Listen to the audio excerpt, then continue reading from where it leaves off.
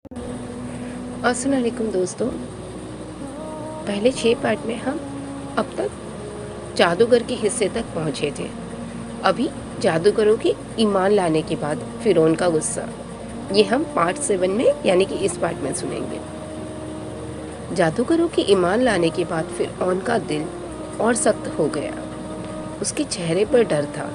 कोई पहली बार उसके खिलाफ खड़ा हुआ था, लेकिन उस डर को उसने घमंड से ढक दिया। वो गुस्से से गरजा, मूसा, यह सब तुम्हारी चाल है। तुम मेरे लोगों को बहकाना चाहते हो।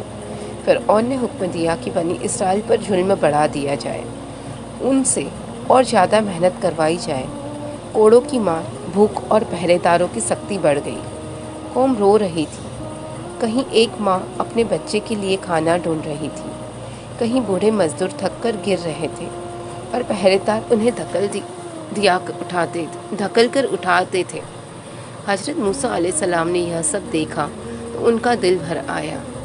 एक रात वह अकेले बैठे दुआ कर रहे थे। आंखें भीगी थी और दिल में दर्द था। या रब, यह तेरी कौम बहुत परेशान है, उनके लिए आसानी पैदा कर।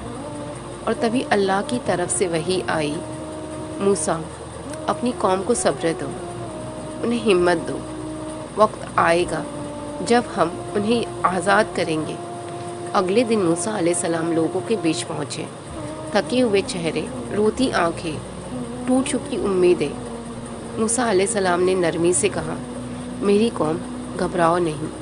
अल्लाह जालिमों को कभी कामयाब नहीं होने देता। सब्र करो, नमाज कायम रखो और सच्चे रहो। अल्लाह की मदद ज़रूर आएगी। उनके अल्फाज दिलों में उतर गए।